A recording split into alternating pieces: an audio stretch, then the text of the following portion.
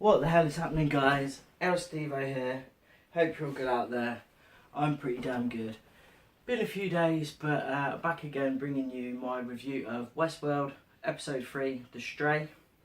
Obviously I've retired to the backup studio this evening. It's Tuesday evening now. I'm a little bit tardy on this, but I'm kind of trying to aim for the UK watchers of this show as well. So all you American guys who watched it on Sunday night, bear with me. There's some amazing content to come, not just this video. I'll let you know now. Please subscribe because I've got an amazing theory coming up on a few things about this show. Obviously, you may have seen my William is the Man in Black video last week. People going, no, it's debunked, it's debunked. No, it ain't. It is not debunked. Time, I've written a note down about this. Time in this show, the show is playing with time, and the perception of time. You see, Dolores has a flashback sequence where she picks a gun out of a drawer and then it's no longer there. At the end, where Dolores shot the guy, betraying her programming because she was programmed to not be a weapon user. That was also explained in the episode as well.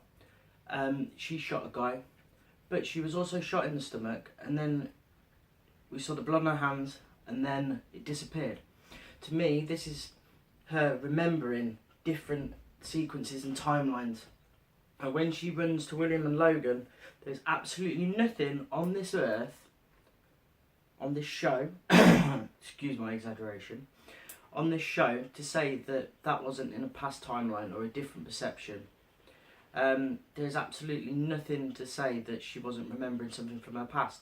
So I'm still sticking with the William is Man in Black. I've got some pretty freaky fucking theories to come though that are a bit freakier than that.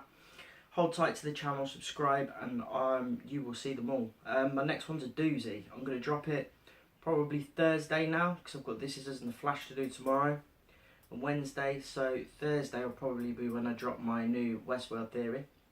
But hold tight, it's a good one. The Stray. Well, this episode, there was a lot more character development, like last week. Great character development. We got some more development for Bernard, Dolores, Teddy. Got a backstory with his nemesis Wyatt. Ford, it turns out that he had a partner in crime called Arnold, who I'm going to go into hella depth in a video on Arnold. He seemed to be Ford's right arm that actually had a conscience. Do you know what I mean? He really cared about the well-being of the robots. We got a little dig into Bernard as well. He was having a conversation with Ford, and Ford, played by Anthony Hopkins, of course, brilliantly by Anthony Hopkins, I might add. The scene with Hopkins and Marsden this week, where Ford gave Teddy his backstory and stuff, was just top class. One of the best scenes of the show so far. Perfectly acted. Everything about that scene just shouted at me, excellent. But anyway, going back, Ford told Bernard that he needed to stop being so paternal towards the hosts. Turns out Bernard had a son who died. We see him Skyping his wife, but then you see Bernard's memories of his son, and Bernard hasn't aged. Hint, hint. Don't know where he could be going with that one, people. Where could he be going with that? A robot host! But obviously Bernard, we've kind of found out why he's so paternal towards the host. And especially Dolores. If you've noticed, all 3 episodes of this show have opened with Teddy and Dolores having their private meetings in which Teddy tells Dolores to not tell anyone about it. This week he gives her a Alice in Wonderland book. She reads the line, "If I am not the same, then who am I?" This is basically a rhetorical question for the whole Westworld show, in my opinion. The Abernathy infection, which I'm calling it, is being passed around the hosts, and as the hosts get this infection, code disruption, whatever you want to call it, as they get this, who are they? How are they going to react? How different are the hosts going to become? So, yeah, you had that. Obviously, Elsie and Stubbs were chasing a stray host, which got us into comedy moments. Especially the guys that were all stuck in a loop, sat around a fire because they didn't have anyone to chop the wood, because the guy that chopped the wood went missing. He was making some, what they called, little wooden figures, and he put the constellation Orion into all of them. So maybe he was following that. Our boy William killed someone for the first time and has decided he wants to become an outlaw hunter. So he kills a guy. It feels that he can actually get a little bit shot, but he likes the buzz, and him and Logan obviously join a storyline where they're going to capture outlaws and stuff, which Logan finds hella boring. But of course, it's going to turn out to be anything but.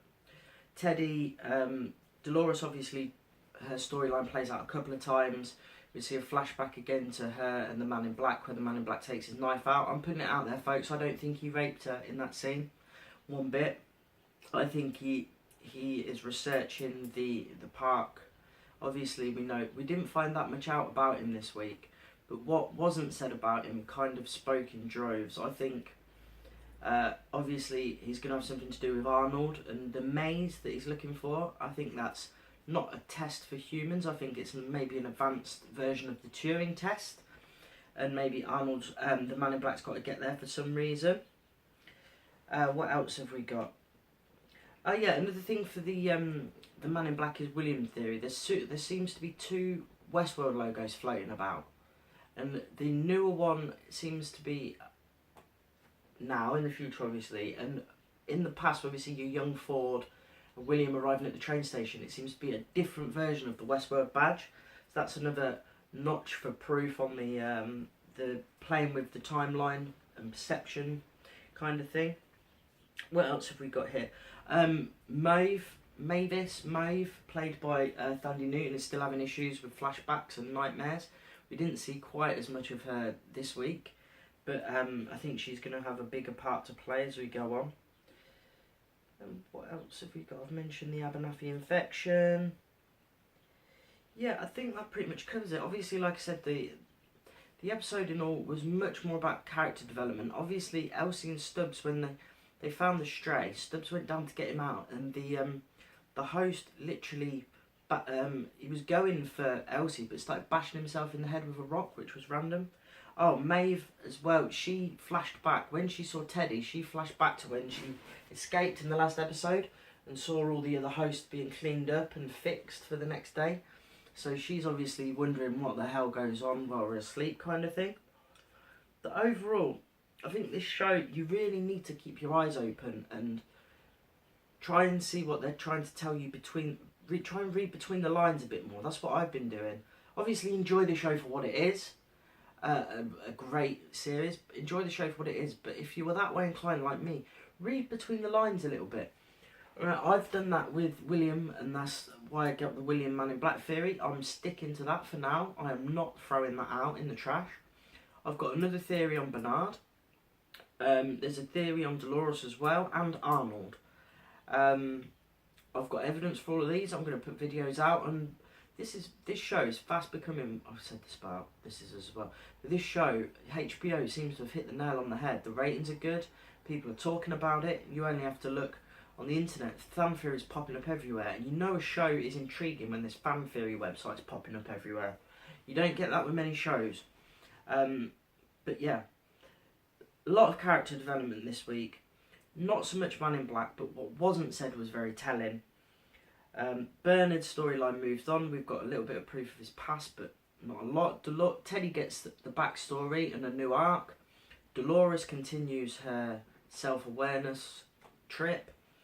Yeah, it was a good episode. Obviously, Teresa collars Bernard at one point, and Delos aren't happy with the fact that Ford's changing all the storylines, because it's wasting a lot of their time. But we see what Ford's got in store.